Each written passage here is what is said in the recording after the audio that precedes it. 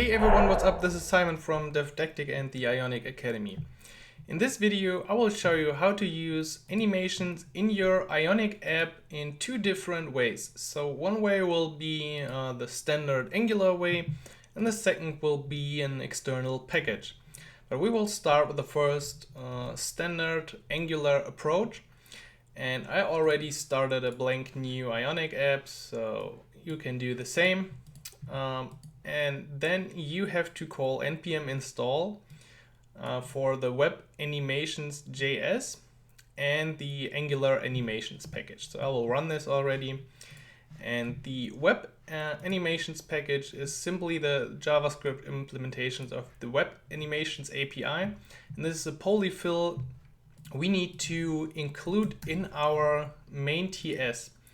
So this will work in the browser in general, but it won't work, let's say, perhaps on an iPhone where the browser is different. So therefore we have to import this polyfill, which is web animations JS slash web animations.min. So simply put it to your main TS and everything will be fine. Okay, so this is our polyfill. Now we want to implement the Angular animations. So we can close our console and we go to the app module TS, because first of all, we have to import the browser module as always, but now also the browser animations module. I'm not sure why this is not automatically imported. In general, I have automatic import. But anyway, make sure to import it from @Angular. It's inside platform browser / animations as far as I can reconsider. Let's check if our app is still running. And then we can head on to implementing animations. So this is the basic to making sure we can use animations. Okay, so no problems. Therefore, let's go to our home TS and home HTML and close this. Okay, so what we want to do actually is very simple in the beginning. The only thing we want to animate with our basic animation is a simple block. And we will set up a button which will trigger the animation. So we will toggle the visibility. Of course, you could do this on, I guess, 100 different ways, but we will do it with the Angular animations. And here will be some block with I am sometimes here and sometimes there. Okay, and we will see how to animate this block. Now we go to our home TS file again, and inside this decorator add component, we can now add another thing called animations. And this is an array of freaky stuff. So what we need as well are some keywords, but I hope they will be imported automatically. So first of all, we define a trigger, and this is called whatever you like. I will call it my visibility. Okay. And as you can see, the trigger is not imported automatically, so we go ahead and import trigger from, and now we use the package we installed at Angular animations. Okay, the trigger is the keyword which we will use in our HTML later on. So you will see how we use this in a second, but first of all, we define some stuff for our trigger. And what we define are different states. So perhaps we have one state visible and another state will then be invisible. And to this state, we assign some styling. As you can see, we need to import all of this inside our block. Now it's fine. I could also call this state XYZ, but of course visible is a bit easier to use and understandable. So this is not related to any visibility aspect of the element, it's just really the word visible. And if it's visible, we say opacity 1. Of course, not really fancy here. And as I said, we can define multiple states here. So another state would be perhaps invisible, and in that case we have an opacity of 0. Okay, this is already working and I will demonstrate how. So first of all, we have our variable and we set it to visible in the beginning, and then we use our toggle visible function to simply change the state of our variable. So in case this dot visible state is equals visible, this is the short form. Then we set it to invisible, okay, and otherwise we set it to visible. Okay, this is the short form for if this is true, then do this, otherwise do that. So if it's already visible, we change it, and vice versa. So we can now toggle the state of our variable, which will be either visible or invisible. And now we have to assign our trigger to our HTML. And therefore we simply use this syntax with an @ and then the name, which was my visibility, I guess, and close the brackets, equals our visible state. Okay, so yeah, perhaps it's already here. Okay, I guess I had a typo there. So let's refresh it. And in the beginning, we have, of course, the state visible passed to our trigger my visibility, which means the opacity is 1. If we now change it, we go to the state of invisible with an opacity of 0. But actually, as you can see, this is not really an animation, just whatever, change of states. So what we can do inside this block as well is add transition. So of course import it as well. And for our transition, we can now define from which state to which other state we want to animate. And in this example, we will simply use wildcards. So star to star means from each state to another state, do this. And what we want to do is we say we want to animate over a duration of 0.5 seconds. And animate as well. You see there are some imports. Okay. So we could also define different enter and leave states or transition from different states in a different way. But in our case, we only have those two states, and we just say, in general, this wildcard expression, create an animation of a half second. So if we toggle it now, you see our text is appearing and disappearing just like we hoped it would be. So this is the very basics of creating Angular animations. You define this animations block, you add a trigger which will be inside your HTML, perhaps connected to a variable, and then you got some states and transitions. And there's a lot more you could do here. You could use keyframes as well, but more or less it's always like this, or in some different way. You might have transition first and then some states. So you can get a bit freaky on this as well. Okay, so this is Angular animations. Now to the second part. The second part is about using external packages. And therefore we first of all need to install another package called CSS Animator. I have it right here. So this is some animation package with support for Angular 2. And what this package also needs is animate CSS. So this is a cool library of all kinds of animations. You can check them out right here. So pulse, and you see wobble, whatever, some freaky animations.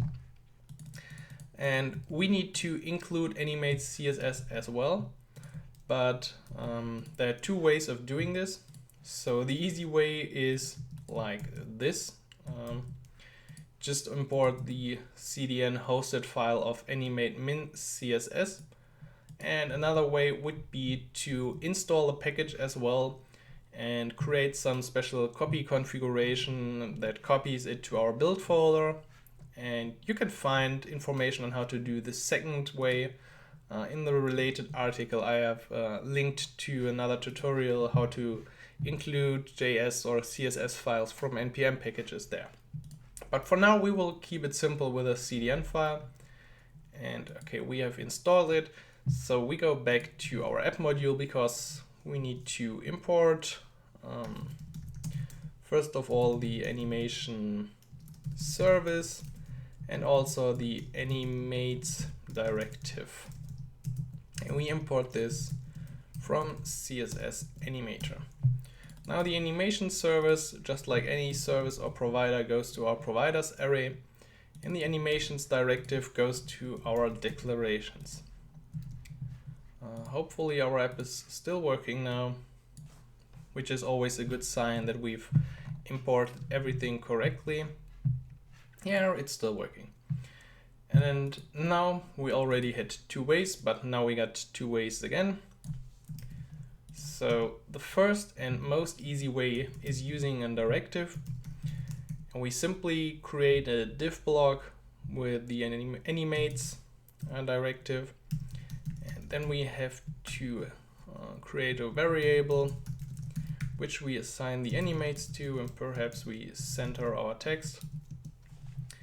And now we create a little button. I can copy this actually inside our animations directive. And on the click event of this button, maybe we change it so it's not confusing. Inside the click event, we can now already use this animation variable and call start, which will start the animation on our defined div block. And this is from the configuration, so you can find out all these types of animations there. I just passed the type rubber band and perhaps also a duration of, let's say, I think this should be 1 second.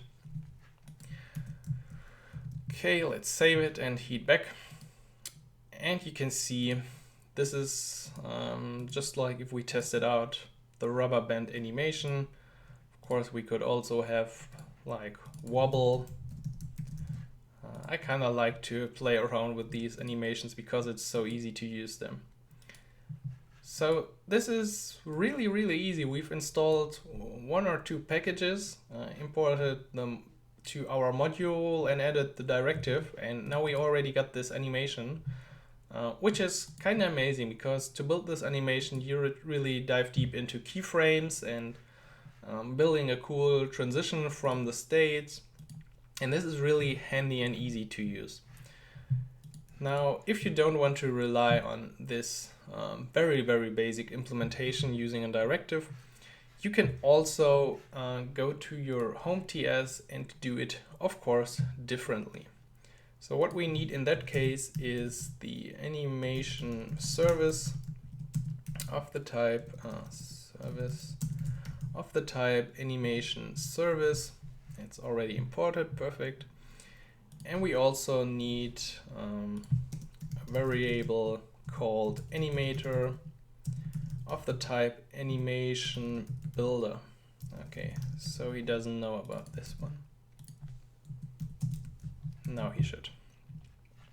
And inside the constructor, we can now set our animator to animation service.builder. So we need to follow that pattern to have it workable. And finally, we also need a reference to an element of our HTML. And the Angular way, of course, is using viewChild. And we will call it myelement. And this will be my element. Import the viewChild from Angular core, and we are good. Now another function, animate element, which will be called once we hit the button. And now we use our animator and call, first of all, set type. You already see there are some things we can set here, Well, we will set the type to, let's say, flip in X. And now you can see a lot of options, but we use show to show it on our element. And there we have to also use the native element. Okay, now the final missing part is to add an element with the myelement name.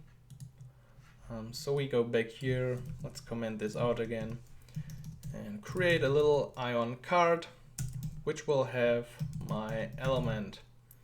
So now we can change this card. I will also add an ion card header just so you see that actually everything is animated.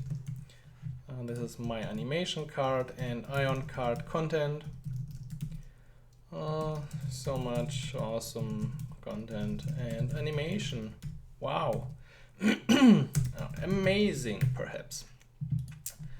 Yeah, the last step is to add the button, which will call our function, which was called animateelement, I think. We change it to animate it and we reload. So let's see. And there we got our animation working. So what is happening now is that we call the animateelement function, which will use our local animator, which is an animation builder. We build the animation of a specific type, and we call to show it on a specific element, which is gathered using viewchild. And this is our viewchild with the ID or name myelement. And that's how our card gets the animation of the animation builder. Of course, you can again use all kinds of animations here again. Just play around. I love to play around because it's really easy. Okay, so which of those two ways should you use? Well, it depends.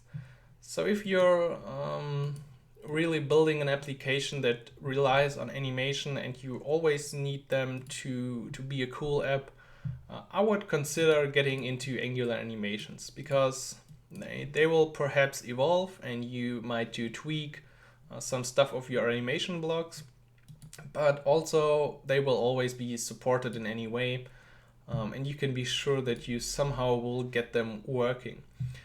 If you're a bit lazy or not interested in getting into CSS or JavaScript animations, of course, an external packages like CSS Animator is great. You see, just with a few lines of code, we get a pretty decent animation. But of course, you're now reliant on, dependent on a third-party package, which is, perhaps not the best sometimes. Maybe Ionic updates, maybe Angular updates, and at some point you can't use the package anymore. And you either have to switch to a different package, or you have to switch to Angular animations, or you have to stay on an old Ionic and Angular version. So this is a bit tricky, but if you just want some cool animations for your app, and if they're gone, well, then it's not a big problem for you at all. I would also recommend just to give it a try and see how far you can get with a third-party library like this. I hope you enjoyed this video. If you want to find out more about animations, there's a complete course inside the Ionic Academy. And I would love if you would subscribe to my channel and take a look at the Ionic Academy, and I will see you inside the next video.